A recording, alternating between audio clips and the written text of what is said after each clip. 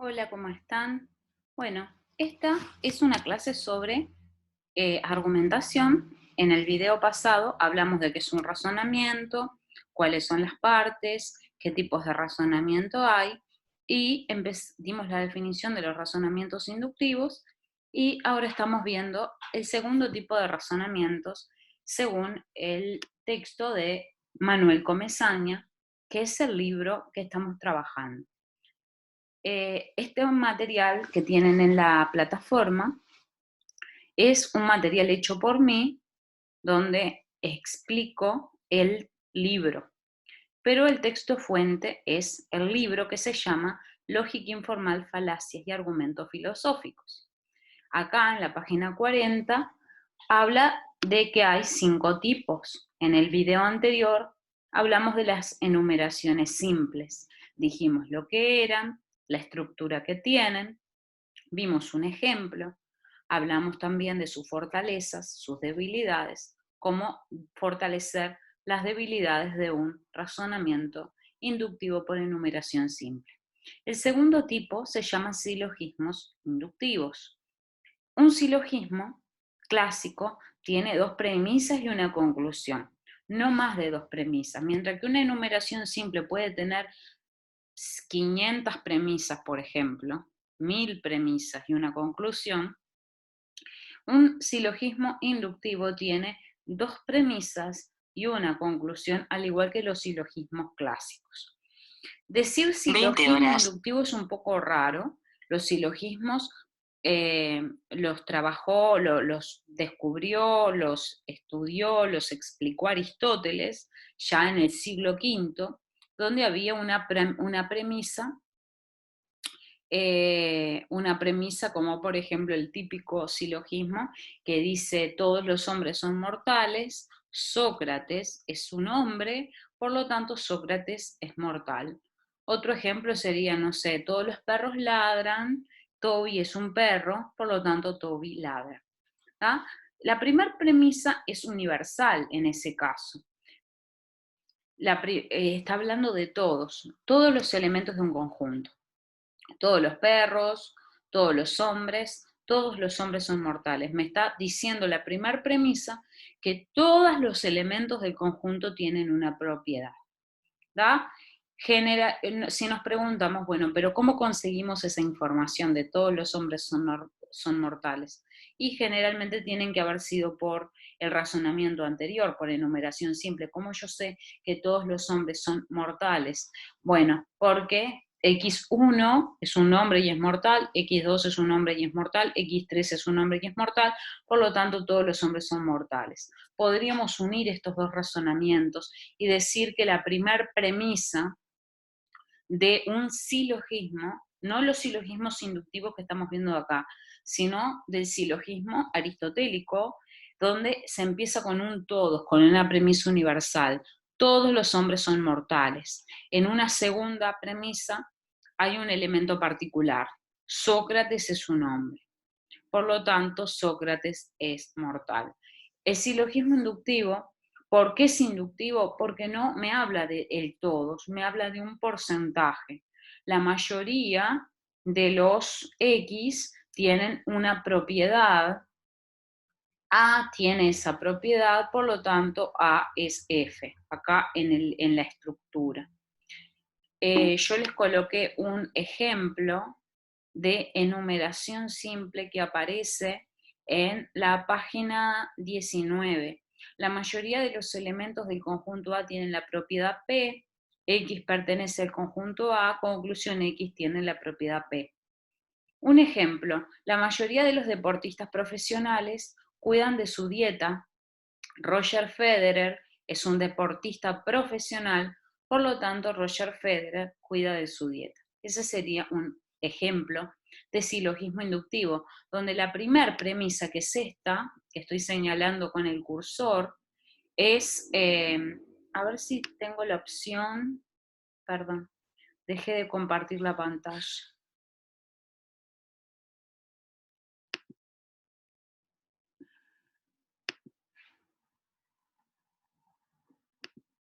No, quería hacer otra cosa.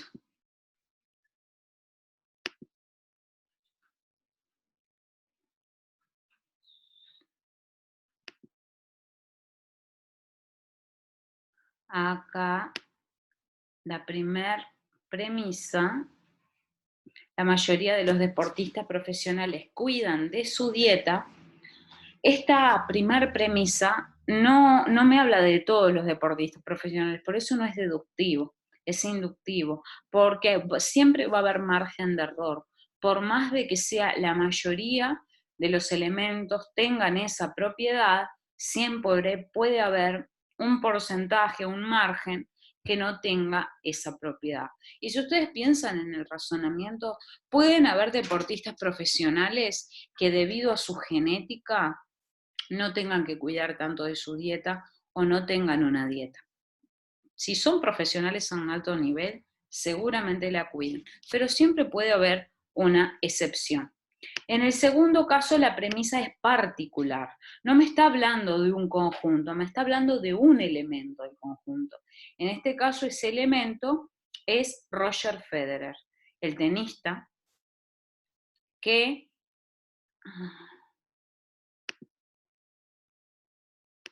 El tenista Roger Federer es un deportista profesional y por lo tanto va a tener la propiedad. ¿Cuál es la propiedad? Cuidar de su dieta. Esta es la propiedad. Roger Federer es el elemento y la mayoría de los deportistas, disculpen mi pulso, es el conjunto. Este es el conjunto de los deportistas. Roger Federer es un elemento del conjunto y cuidar de la dieta es la propiedad. Bueno, vamos a seguir.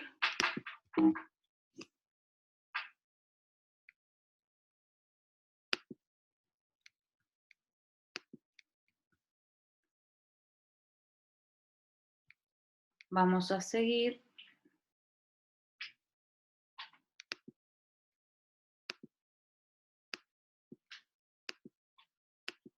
Acá, en esta imagen que tenemos en esta diapositiva, que es la número 20, dice, los silogismos inductivos comienzan con una premisa general, la mayoría, pero ¿cuánto es la mayoría? Será más exacto expresar la primera premisa con un porcentaje. ¿Ah? En el cuadro que tienen al final del texto, me dice cuáles son las dificultades de un silogismo inductivo. Siempre cabe la posibilidad de que el elemento que estoy estudiando, el caso que estoy estudiando y que habla la conclusión, se encuentre dentro de la minoría no estudiadas en las premisas. Y debido a la falta de especificación, fácilmente se puede convertir en un argumento débil. Repasemos un poquito qué es débil y qué es sólido. ¿Qué es un razonamiento sólido? Un razonamiento sólido, bueno, o empecemos por el débil, cuando es poco probable que con la información de las premisas ocurra la conclusión. O hay mucho margen de error, perdonen, ella es mi gata Carmela, margen de error haciendo poco certero o seguro que se dé la conclusión en cuestión. Y es sólido al revés, cuando las premisas hacen que sea muy probable, muy seguro que ocurra la conclusión. Entonces, los razonamientos, ¿qué pasa con los silogismos inductivos? Los silogismos inductivos ocurre que siempre puede pasar que, por ejemplo, Roger Federer podría pertenecer a la minoría, a ese grupo o quizás a ese pequeñísimo porcentaje de deportistas profesionales que no cuidan de su dieta. No sabemos si lo hay, pero si lo hubiera, podría pertenecer a ese pequeño conjunto. Entonces, si no somos específicos, en lugar de decir la mayoría, porque la mayoría puede ser, es más de 50%, entonces puede ser un 51%, puede ser un 98%, y entre un 51 y un 98 hay diferencia. Eso es lo que tendríamos que hacer para mejorar. ¿Cómo fortalecer un razonamiento por silogismo inductivo? Aclarar cuál es el porcentaje al que se refiere al decir la mayoría.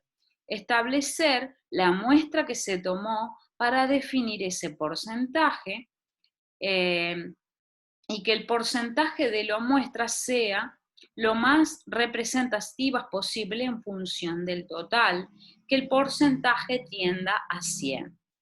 Cuando hacemos encuestas, tenemos que buscar una muestra que sea representativa.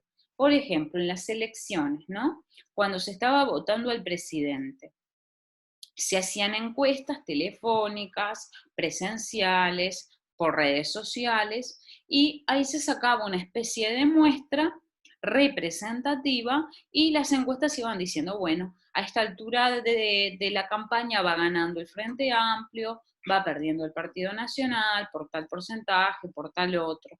Bueno, ¿qué pasó el día de las elecciones? Que hasta último momento se estaban preguntando cuál era el ganador, porque es un tema de probabilidades. Entonces, cuando elaboramos un silogismo inductivo, necesitamos, primero, tratar de no utilizar términos cualitativos, como la mayoría. ¿La mayoría de cuánto? ¿Cuántos elementos hay en el conjunto? ¿Cuántos elementos vamos a investigar? Si hablamos de los votantes del Frente Amplio, si hablamos de los votantes del Partido Nacional, estamos hablando de conjuntos, entonces tenemos que tratar de hacer una muestra representativa. ¿Qué pasa, por ejemplo, en las publicidades? 9 de cada 10 gatos prefieren Whiskas. Bueno, pero ¿cuántos gatos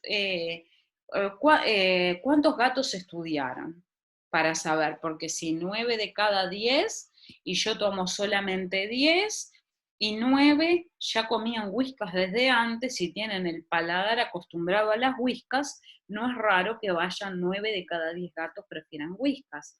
9 de cada 10 odontólogos recomiendan Colgate. Bueno, pero tenemos que saber cuál es el total.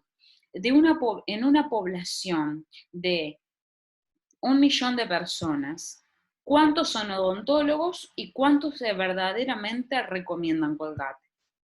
Nunca en las publicidades nos van a decir cuál es la muestra que tomaron. Entonces eso es muy importante.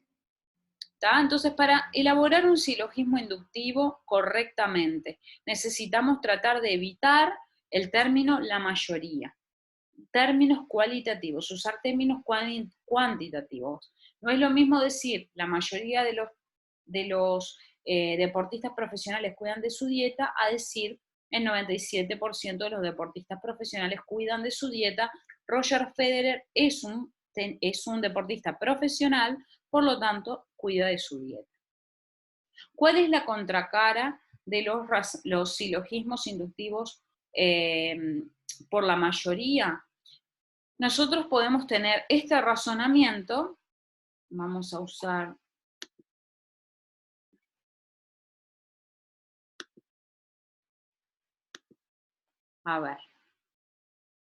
acá, el 97% cuida de su dieta, pero la contracara, si tenemos que el 97% cuida de su dieta, entonces también hay un 3% que no cuidan de la dieta. Eso es muy importante, porque uno lo puede decir por la mayoría o por la minoría y concluir lo mismo, porque la conclusión va a ser exactamente la misma. ¿Da? ¿Cuál es la conclusión en este caso? La conclusión es esta. Perdón, iba a tapar todo.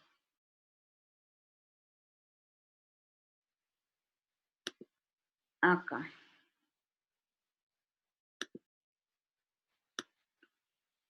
Cuida de su dieta, cuida de su dieta. Se dan cuenta que la conclusión es la misma.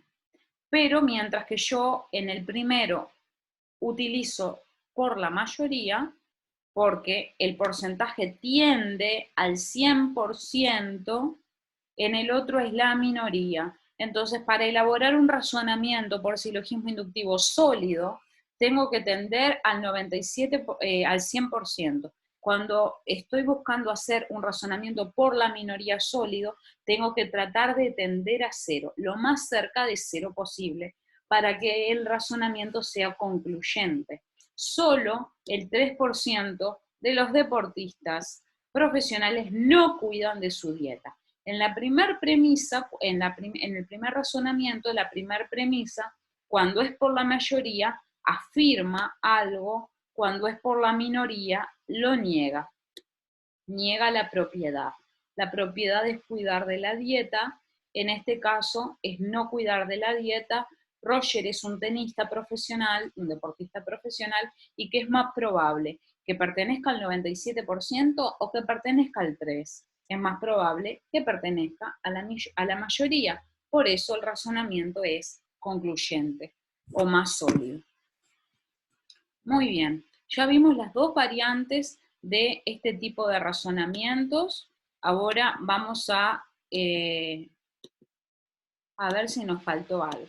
Ya explicamos qué partes tiene, los diferenciamos de los silogismos normales y dijimos cuáles son las dificultades y cómo fortalecerlos. Creo que ya estamos, ya explicamos lo necesario de los silogismos inductivos. En el próximo video vamos a ver los razonamientos por analogía. Bueno, si tienen alguna duda, por favor, consúltenme por la plataforma CREA en el aula, por mensajería interna de la plataforma, me dicen el grupo, y ahí solucionamos todas las dudas. Muchas gracias por ver el video y nos vemos la próxima.